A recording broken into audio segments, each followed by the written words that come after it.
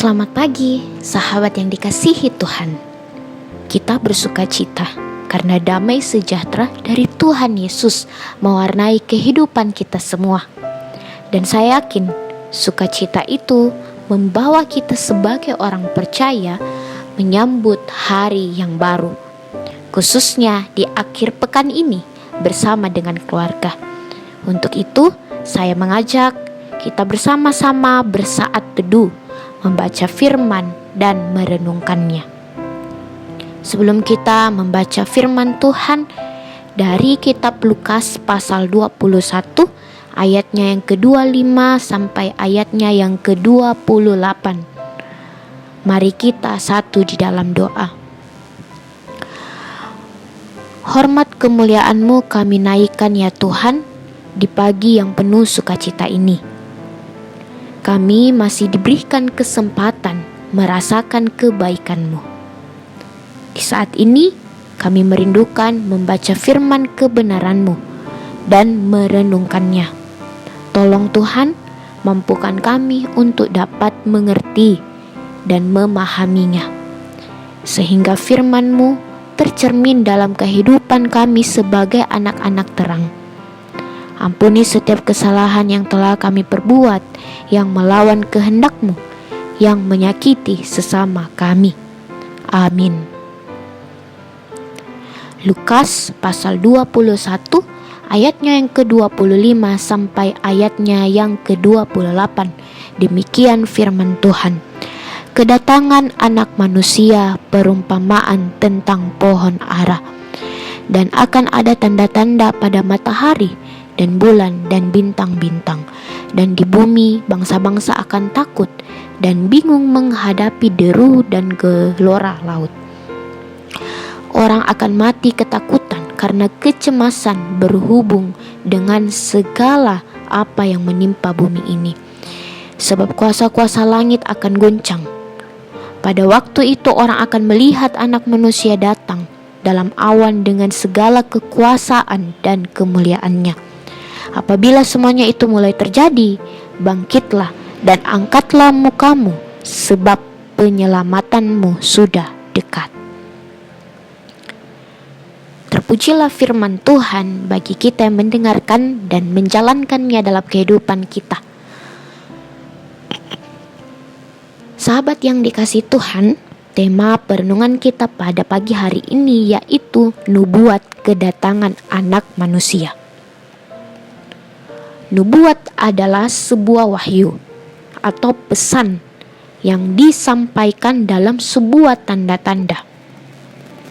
Tanda-tanda itu pun sering menjadi suatu ciri khusus bahwa akan ada hal besar yang akan terjadi, sehingga membuat banyak orang merespon hal itu. Ada yang meresponnya dengan rasa takut, ada yang meresponnya dengan rasa khawatir, dan juga bersemangat. Dalam ayat Alkitab ini dengan jelas menyatakan bahwa Anak Manusia akan kembali. Ia menggambarkan sebuah kengerian besar yang akan melingkupi orang-orang. Banyak tanda-tanda yang mengerikan pada matahari, bulan, dan bintang-bintang, serta hal-hal yang tidak lazim muncul di langit dan juga di bawah sini, di dunia bawah sini. Semua hal yang terjadi adalah peristiwa yang jauh dari kata normal, yang mungkin membuat kebingungan di segala tempat, bahkan kecemasan di bumi. Bangsa-bangsa pun takut dan bingung. Di sini Yesus menjelaskan cara kemunculan Anak Manusia. Orang akan melihat Anak Manusia datang dalam awan dengan segala kekuasaan dan kemuliaannya. Dapat kita lihat dalam ayatnya yang ke-27.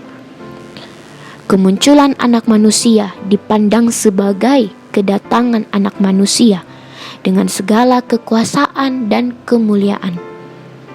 Namun belum secara kelihatan, tetapi dalam awan-awan.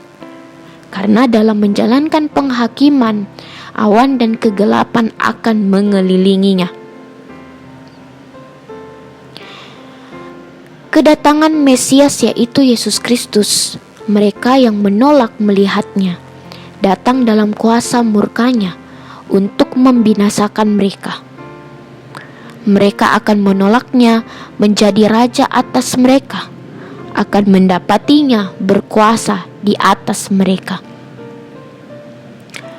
Dalam ayatnya yang ke-28, ia tidak hanya memberikan tentang nubuat dan kedatangan manusia, tetapi ia menguatkan hati murid-muridnya yang setia, yang berkenan dengan kengerian, dengan memandang iman, pengharapan, dan doa ke arah sorga. Bahkan angkatlah mukamu dan sukacita dan iman, serta penyelamatanmu sudah dekat.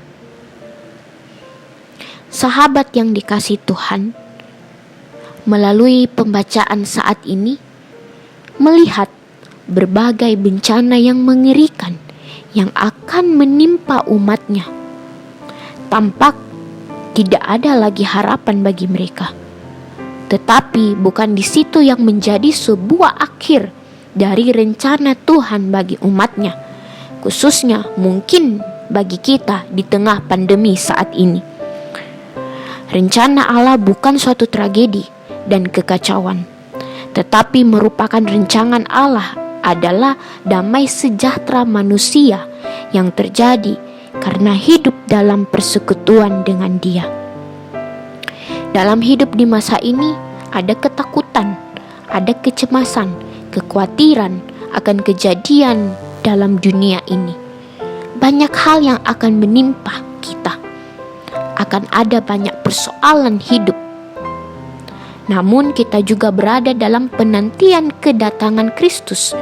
Percaya kepadanya, bersyukur dan hiduplah terus dalam pengharapan dan kesetiaan kepada Dia.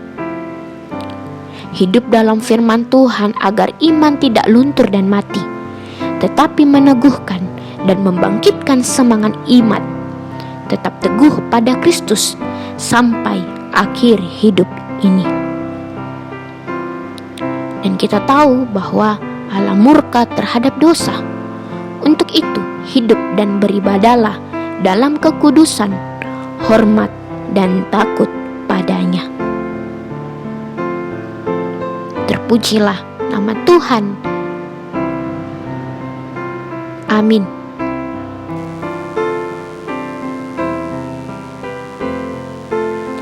Mari kita satu di dalam doa. Tuhan Yesus, Sang Sumber kehidupan, firman-Mu telah kami baca dan renungkan. Engkaulah anak manusia yang diutus oleh Bapa untuk menyelamatkan kehidupan kami yang kelam ini menjadi kehidupan yang penuh sukacita. Jadilah penuntun kehidupan kami sebagai orang percaya, agar seturut dan sejalan dengan kehendak-Mu. Kuatkan kami dalam mengalami setiap persoalan, pergumulan, khususnya di tengah pandemi COVID ini dan di tengah pergumulan yang kami hadapi yang sangat berat. Kami percaya melalui Engkau ada penguatan, penghiburan yang sejati. Ajar kami Tuhan untuk tetap setia kepadamu dan tidak menyimpang dari jalan kebenaran-Mu. Di akhir pekan ini, kami akan melakukan apa yang menjadi aktivitas kami bersama keluarga masing-masing.